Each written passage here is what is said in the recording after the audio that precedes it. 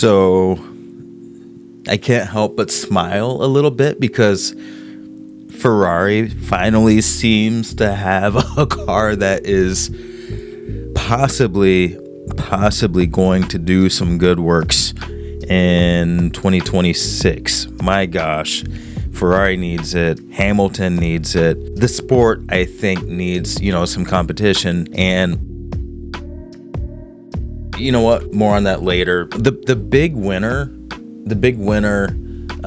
and the team that everyone was talking about for most of the week, save for the fastest lap, that was actually Mercedes. Mercedes clocked over 500 laps as the Petronas team. And if you count their customer teams, they clocked, I want to say, over 1,000 laps. That's a lot of data. And that proves that the Mercedes powertrain is pretty robust and ready to go. I mean, I'm sure just like any other team, there's going to be some massaging that they're going to be doing, some, further development, dialing it in, but to come to testing and turn that many laps. And I think one of the days George Russell put in like 67 consecutive laps. That is, I don't know about for this race, but that's basically a full race. And so to think that a car is ready for a race and we've got 2 more rounds of testing, that is pretty positive. The W17 ran consistently on long runs. They ran multiple engine modes. I think it was Antonelli that said that they're going to be going into Bahrain with a huge amount of confidence. That is a very subtle yet excited way of saying, it's a subtle way of showing the excitement for the car, and George Russell couldn't help but grin. It wasn't the same thing in the Aston Martin garage. Everybody kind of thought that Adrian Newey coming over. Sorry, I was driving my S4, so I was wearing the old school driving gloves, got the key. I love turning a key. I actually like stepping out of the car, closing it, and then putting the key in the door and locking it that way. I never thought back in the day that would be something that is completely gone. That feeling, that sensation of... Anyway, I tangented. Let me take these gloves off. Taking the gloves off. There's a lot of pressure on Adrian Newey, and I think that Aston Martin figured with Honda, Adrian Newey, and, a couple of other key folks that they could basically rebuild the Red Bull team. And so far, it doesn't look like they're doing that. They showed up 4 days late. I think Lance Stroll ran like 5 laps or something, and engine died, caused a red flag. And Alonso, at least by the time I had gotten up and stopped, watching the highlights and everything, Alonso didn't even get a chance to drive. So Aston Martin has got a long road ahead of them, and if they thought that they were going to if they thought they were gonna kind of get Max Verstappen interested in Aston Martin in 27 or 28, I don't think that they are going the right way. They're not going about the right way of doing that. As a matter of fact, I don't think many teams want to be, or many drivers want to be behind the wheel of an Aston Martin right now. The McLaren, I want to say it's MCL 40, did suffer a fueling issue, but seems like they recovered all right. Definitely the McLarens were running fast lap times. And what else? I think that's about it for the McLaren. I think there was a lot of hype. For the McLaren, lots of pressure. They were the, constructors champion 2 times running, drivers champion last year, and they were playing it, cool, calm, and collected. But I think with Ferrari and Mercedes fighting so hard and being so consistent and running so fast, I don't know if McLaren's, I'm not going to call it arrogance, but maybe assuredness. I don't know if that assuredness is warranted. And I can imagine they're going to be, going back to the development and saying, hey guys, we need to get serious. Not that they're not serious right now, but it's not going to be a cakewalk. And it does make me super glad that Lando Norris got his championship last year, and I think he earned it. If you watched the Abu Dhabi Grand Prix, he drove really well. So anybody who's saying that he was just given the championship, I politely disagree with you. Politely and strongly. I strongly disagree. The Red Bull, I saw some journalist or maybe just a commenter on some video or something. They said that Max Verstappen is washed. Stop that. I'm not asking because I'm the world's biggest Max Verstappen fan. Admittedly, I'm a bigger Lewis Hamilton fan than Max Verstappen, but how can someone fight so hard and drive so well 1 year and then 3 months later, Verstappen almost completed one of the biggest, or if not the biggest, points comeback, after a summer break in the history of the sport, only for 2 or 3 months later for someone to say he's washed. Stop it.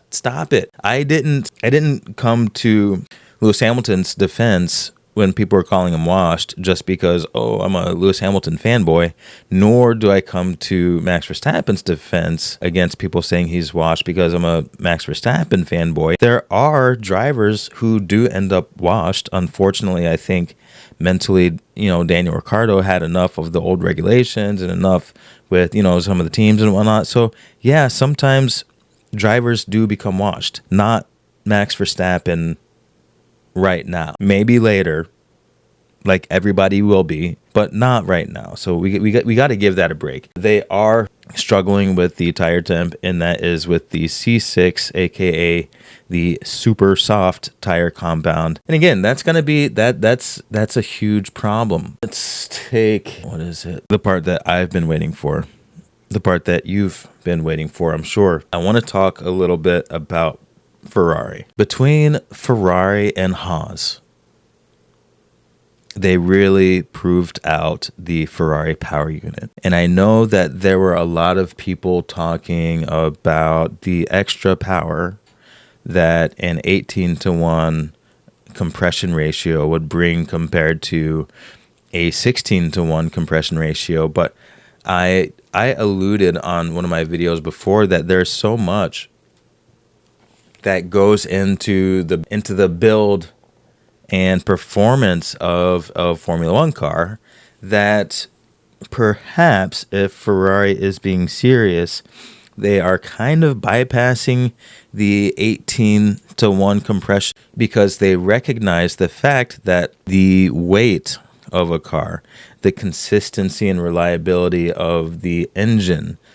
the aerodynamics and chassis, the wider band of driver, the wider range of driver confidence, being able to manage tire temperature, being able to follow closely in dirty air. There's so many things that go into the race performance and the speed of a car that the 18-to-1 compression ratio I don't think is as big of a story as everybody has been thinking. And there's another thing. With the front and rear wings essentially having like a double DRS, I remember doing that in another video, you can afford to run a little bit more downforce because you can delete most all of that downforce on the straight when you can open up both wings, not just one. And this is something that is going to be easily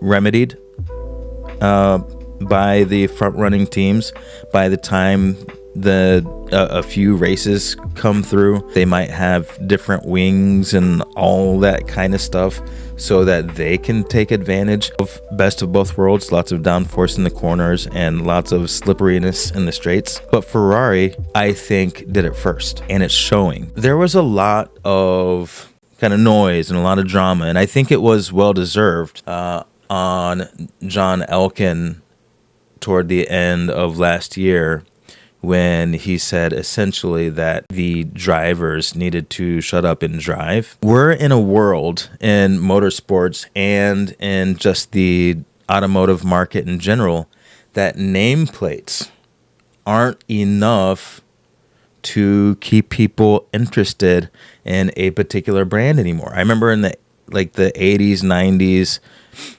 even early 2000s, BMW, Mercedes, Porsche, you would just, if you saw one of those, it meant that person had really made it, and that person had a lot of money. Like, your everyday person was not buying a Porsche like they are now. Well, not every day. Well, you know what I mean. People are driving a whole bunch more variety of cars, but what has happened is brands aren't really special anymore. So if Hyundai produces a really nice luxury sedan and it's better than a Mercedes, people, I think, are starting to get to the place where they're just going for the Mercedes. Hey, why not? Chevy now has a mid-engine supercar, maybe even a mid-engine hypercar, depending on what trim you get. So if you don't want to pay the money for a Ferrari or a Lamborghini, and you want a mid-engine supercar, you have a cheaper alternative. A quite good one. A quite good alternative. So now it makes one, kind of question, what is the myth around Ferrari if I can just have a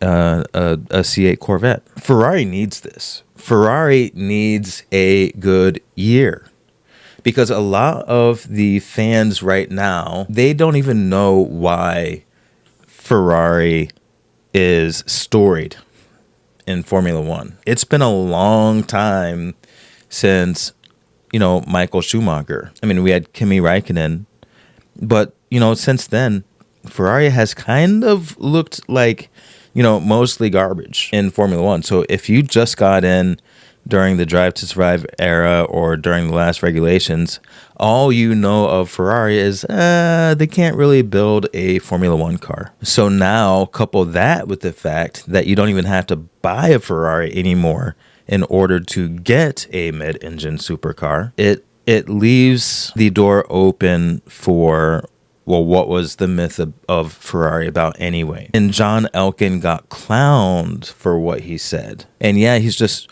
one guy at Ferrari, but Ferrari has to carry that mystique all the way through the brand, from Formula One to World Endurance Championship to the CEO to the celebrities that drive them. You've got to carry that all the way through. You can't have a crack in the armor.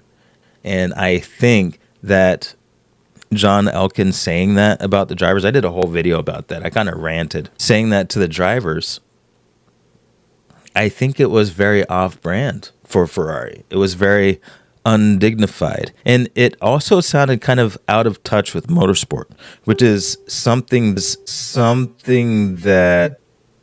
What was that sound? Anyway, which is something that Ferrari can't be. Ferrari can't be out of touch with motorsport. It needs to be locked in. And that, I think, is what Ferrari has finally done, possibly with their 2026 car. And what are my predictions? My predictions would be, if Hamilton finally wins his 8th championship with Ferrari, I think that he gets out. If Charles Leclerc wins, and I don't know, Hamilton is a close second, maybe Hamilton stays to, fight another year. I mean, let's think about it. This has been this guy's life's work. Why not stay in? Why not stay and just try to get that 8th? You know what I mean? If George Russell wins which is before Hamilton got the fastest time.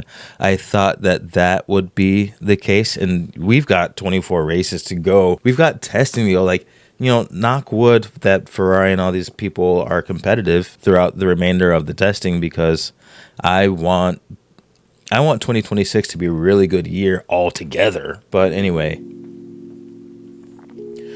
if Russell wins and Ferrari loses, I don't know, maybe Hamilton stays in for a little bit longer too. But anyway, all I know is Ferrari needed this, and current day folks have not really been thinking about Ferrari the way we used to think about Ferrari and Formula One and motorsports in a long time. Everybody, I think, right now knows that Jordan, for example, was good at basketball, that Barry Sanders was a good running back, but the context goes away. I watched a reaction video of someone seeing Michael Jordan play for the first time, and that's something I can't even believe I'm saying. But a reaction video, it was like, oh my gosh, I didn't know he was that good. Whoa. Well, that's Ferrari. Nobody remembers how good they were. So they need this now. They need this in the current day. Anyway, lap times. Lewis Hamilton, a 1:16.348. That is freaking amazing. I'm kind of smiling a little bit. All right, George Russell, a 1:16.4 flat. Lando Norris, a 1:16.594. So already, look at that. That's 3 different manufacturers in the top 3. I hope it stays similar to that, because 2026 could be a really, really fascinating year for competitiveness of the car, and I hope they can pass better now. And then Charles Leclerc, he came in 4th fastest with a 1:16.653. So we've got Ferrari, Mercedes, and McLaren all in the 1:16s. Could be anybody's race, given how the driver is doing or how the development is doing on that particular race weekend. So it's going to be competitive. And then the fact that Charles Leclerc also pulled in 1:16.653 Ferrari, I hope is going to be pretty solid. So anyway, them's